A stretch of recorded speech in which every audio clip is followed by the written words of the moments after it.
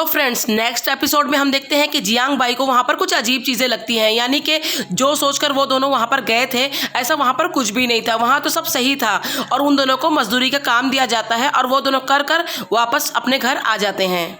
और दूसरी तरफ हम देखते हैं कि गोल्ड फेनिक्स वाले आदमी को गुंडों का बॉस बड़े मज़े से खाना वाना खिला रहा होता है और उसको कहता है कि मैं तुम्हें 7 साल से ढूंढ रहा हूँ, तुम मेरा बस एक काम कर दो, फिर तुम जो कहोगे मैं तुम्हारा सब कुछ कर दूंगा।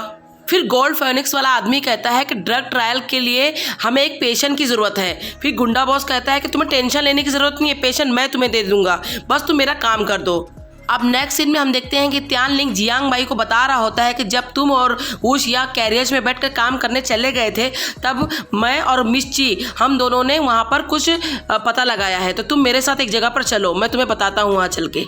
अब त्यानलिंग जियांग बायू और ऊशिया को लेकर कोठे पर आ जाता है। अब तभी इन लोगों को शेजी भी ज्वाइन कर लेती है और ये सारे लोग एक जगह पर बैठ जाते हैं। अब ऊशिया पूछती है कि लेकिन तुम हमें यहाँ पर क्यों लेकर आए हो। फिर त्यानलिंग 2 आदमियों के ऊपर इशारा करके बताता है कि इन दोनों आदमियों को मैंने थर्ड ब्रदर के पास बात करते हुए देखा है और इनके बदन से वही खुशबू आ रही थी जो हमारे जियांग बायू के बदन से हमेशा आती है, यानी मैं समझ गया था कि वो लोग भी कोठे पर आते हैं और मैं सोच रहा हूँ कि इन दोनों को खूब सारा ड्रिंक पिलवा कर हम इनसे राज उगलवा सकते हैं फंगुई के बारे में। फिर शेजी कहती है कि ये तो चुटकियों में कर दूंगी मैं। फिर वो खुद भी जाती है और अपनी लड़कियों को भी ले जाती है उस आदमी के पास और खूब सारा दारू पिलवा देती है और फिर उसके पास से एक कार्ड लेकर इन लोगों के पास आती है और शेजी बताती है कि वो आदमी सिर्फ ड्राइवर है वहाँ का, उसे कुछ नहीं पता, लेकिन ये कार्ड उसके पास से मिला। फिर जियांग बायू कार्ड लेकर कहता है कि अरे ये तो हमारे जियांग रेसिडेंस का कार्ड है, वहाँ पर ऑक्शन होने वाला है, उसी के बारे में है ये। अब ये तीनों कोठे से बाहर आ जाते हैं और आपस में बातें कर रहे होते हैं कि ये कार्ड इस ड्राइवर के पास कैसे मिला, ये तो सिर्फ बड़े बड़े बिजनेसमैन लोगों को ही दिया गया है और ये आदमी थर्ड ब्रदर का ड्राइवर है और थर्ड ब्रदर भी कोई बड़ा आदमी तो है नहीं, तो लगता है उसके ऊपर एक बड़ा बॉस होगा और उसी को ही ये कार्ड मिला होगा। अब जियांग बायू बताता है कि बायवन विलेज में जो बीमारी फैली थी उसकी वजह से वहाँ के सारे लोग अपना घर बार छोड़कर आ गए हैं और उनके पास अब कोई घर नहीं है, इसीलिए उनकी मदद के लिए जियांग रेसिडेंस में चैरिटी इवेंट होने वाला है और यहाँ पर सिर्फ अमीर बिजनेसमैन लोगों को ही बुलाया गया है ताकि वो चैरिटी देकर अपनी मदद करें। तो फिर ये थर्ड ब्रदर के पास ये कार्ड कैसे पहुँचा, यानी वो जो बॉस होगा वो ह्यूमन ट्रैफिकिंग करने के लिए तो नहीं यहाँ चैरिटी करने आ रहा होगा मदद के बहाने। अब नेक्स्ट सीन में हम देखते हैं कि शेन चिंगली बनकर जियांग बायू अपने ही घर के पीछे आ गया है दवाई पीने के लिए और ऊशिया उसे दवाई पिला रही होती है क्योंकि वो कह रही है कि अब मैं बाहर नहीं आ पाऊंगी, इसीलिए तुम यहीं आकर पिया करो। अब नेक्स्ट सीन में हम देखते हैं कि ची दालोंग यून चंग को तलवार दिखाकर चिल्ला रही होती है और इन दोनों की आवाज़ सुनकर वो तीनों भी आ जाते हैं और पूछते हैं कि क्या हुआ।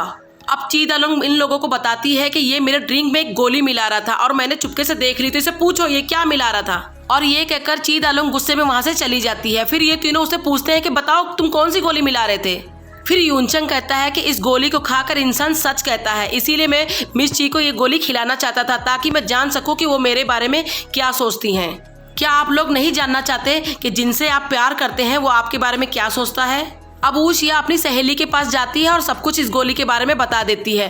फिर उसकी सहेली कहती है कि आज तुम्हें पता चल जाएगा, वो शेन चिंगली एक प्लेयर है, वो तुमसे प्यार नहीं करता, अभी रुको गोली खाकर वो सब तुमको सच बताएगा। और वो गोली लेने जाती है।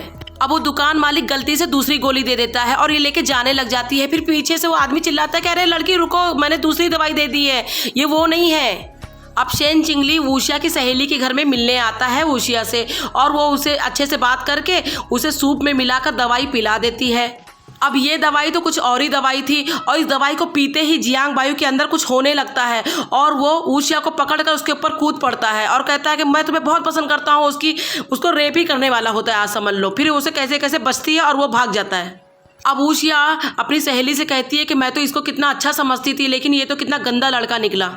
और दूसरी तरफ हम देखते हैं कि जियांग बायू अपने कमरे में पहुंच चुका है और अपना खूब मुंह धोता है और कहता है कि मुझे क्या हो गया था, मैं मिस शुई के साथ ये सब क्या कर रहा था। और दूसरी तरफ हम देखते हैं कि यून चंग ची दालोंग को मनाने के लिए उसके कमरे के बाहर बहुत सारे फुलझड़ियाँ जला देता है ताकि वो खुश हो जाए उससे, और यून चंग सारे फुलझड़ियाँ जलाकर कोने में जाकर छुप जाता है। अब ची दालोंग कमरे से निकलती है और वो सब जलते हुए देखकर बहुत खुश हो रही होती है। तभी वो देखती है सामने त्यानलिंग खड़ा होता है और त्यानलिंग भी जोर से चिल्लाकर कह रहा होता है कि ये सब तुम्हारे लिए यून चंग ने किया है, लेकिन उसे सुनाई दे रहा होता है कि ये सब मैंने किया है तुम्हारे लिए, और वो बड़ी खुश हो रही होती है और यून चंग भी साइड से देखकर खुश हो रहा होता है कि उसे अच्छा लग रहा है। अब नेक्स्ट सीन में हम देखते हैं कि रात भी हो चुकी है, फिर भी वूशिया अपने कमरे में नहीं आई है। जियांग बायू टेंशन में है और वूशिया बाहर गार्डन में बहुत गुस्से में होती है शेन चिंगली के बारे में सोच कर। तभी त्यानलिंग उसे बुला लेता है और दोनों बैठकर खूब बातें करते हैं और तारे भी देखते हैं। फिर जियांग बायू बाहर आ जाता है और वूशिया से कहता है कि वूशिया मुझे तुमसे कुछ काम है, कमरे में चलो। फिर वो कमरे में लेकर भी आता है और उसे कहता है कि तुम त्यानलिंग के साथ क्यों तारे देख रही थी? अगर तुम अनहैप्पी हो तो मुझसे बोलो और मेरे साथ मिलकर तारे देखो, मैं सॉल्व करता हूँ। क्या बोलो, मुझे क्या हुआ है? फिर वूशिया कहती है कि आज तुम मेरे बारे में इतना फिक्र क्यों कर रहे हो? फिर जियांग बायू कहता है कि हम दोनों एक ही कमरे में रहते हैं और एक दूसरे के लिए इतना करते हैं, इसलिए हम लोग हाफ फैमिली हुए, तो इसलिए मैं तुम्हारे लिए फिक्रमंद हो रहा हूँ। अब नेक्स्ट सीन में हम देखते हैं कि चैरिटी इवेंट वाला दिन आ चुका है और जियांग रेसिडेंस में बहुत सारे अमीर लोग भी आ चुके हैं बोली लगाने के लिए। अब यहाँ पर एक कॉन्ट्रैक्ट होता है कि जो भी ज्यादा बोली लगाएगा वो उन रिफ्यूजी के लिए घर द्वार भी बना के देगा और 5 साल के लिए उन्हें अपना लेबर भी बना लेगा। अब ये चारों लोग आपस में बातें कर रहे होते हैं कि आज जो सबसे ज्यादा बोली लगाकर उन बेचारे गरीब लोगों को लेकर जाने वाला होगा वही गुंडा होगा। अब बोली लगना शुरू हो जाती है और एक आदमी बहुत ज्यादा पैसा लगा देता है उन रिफ्यूजी के लिए। अब ये आदमी डायरेक्ट अपने बॉस के पास जाता है और उनसे बताता है कि बॉस मैंने बोली लगाकर उन मजदूरों को खरीद लिया है, लेकिन बहुत ज़्यादा पैसे लगे हैं। फिर बॉस कहता है कि कोई बात नहीं, हम उनसे सब वसूल लेंगे। और हम देखते हैं कि जियांग बायू और वूशिया दोनों छत पर बैठकर इन दोनों की सारी बातें सुन लेते हैं। अब नेक्स्ट सीन में हम देखते हैं कि स्कूल टाइम में ये सारे लोग वही बात कर रहे होते हैं कि हमने बॉस रुलोंग की सारी बातें सुन ली। उसने कहा था कि हम इन मजदूरों से सारे पैसे वसूल कर लेंगे, लेकिन कैसे? वो उससे क्या काम करवाना चाहते हैं? अब नेक्स्ट सीन में हम देखते हैं कि जियांग बायू और वूशिया छुपकर देख रहे होते हैं कि वो बंदित गुंडे कैरियज में कुछ मजदूरों को भर कर कहीं ले जा रहे होते हैं। फिर ये दोनों उसके पास आ जाते हैं और कहते हैं कि हम जान गए हैं कि तुम लोग क्या काम करते हो। फिर वो सारे गुंडे वहां से भाग जाते हैं। अब वो गुंडा अपने बॉस के पास आता है और कहता है कि बॉस, जियांग बायू और उसकी मेड ने मुझे पकड़ लिया है रंगे हाथ और वो लोगों को सब पता चल चुका है, तो मुझे माफ़ कर दीजिए। फिर बॉस कहता है ठीक है, मैं सब संभाल लूँगा, तुम जाकर छुप जाओ। अब नेक्स्ट सीन में हम देखते हैं कि जियांग बायू और वूशिया राजा और पुलिस को लेकर बॉस रुलोंग के घर में पहुंच जाते हैं। अब राजा पूरे घर की छानबीन करवाता है और कहता है कि रुलोंग, तुम्हारे बारे में मुझे पता चला है कि तुम कुछ मजदूरों को पकड़ते हो और अगवा करते हो और उनसे कुछ काम करवाते हो।